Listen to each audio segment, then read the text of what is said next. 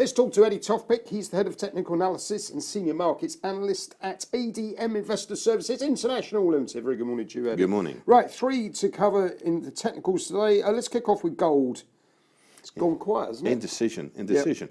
I mean, I'm looking at the chart. It's not really doing very much. I mean, if you looked at the weekly chart, you'd see Japanese doji crosses, which are indecisive patterns, spinning top patterns, again another indecisive pattern. It really is indecisive. The only thing that's holding it that potentially could be is this lower time of July to December 2017 Andrews pitchfork. And that comes through at 13.16 at the moment. You get two closes underneath that, and that actually could make it quite interesting on the downside, and the double top then comes into a play, and that's down about the 1280 area.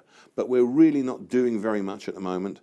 But it's that trend line, which also is that pitchfork, that's been tested sort of 3 times. Obviously the origination, then back in sort of like early March, and then most recently in the last few days. And it's held up at the moment, but it looks weak. And I'm concerned about that. Indecision is whether it actually wants to push down through it. Understood. Okay, well, let's have a word on oil.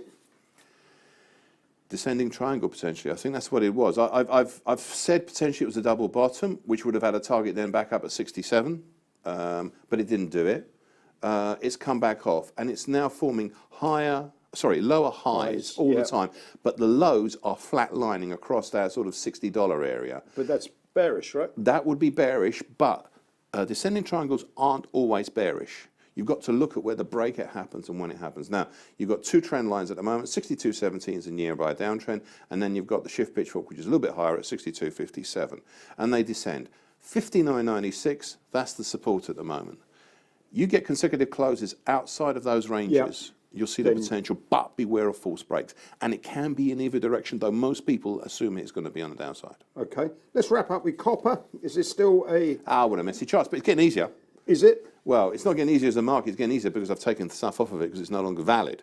I mean, that's really what it is. You're caught between some resistance at 69.93 and some support at 69.09, and it wanders backwards and forwards on either side of those areas. So basically 6,900 to 7,000, it's sort of wandering backwards and forwards between those two levels. What's interesting is we have a crossover coming through around about 6,000, and that's in the latter part of this month.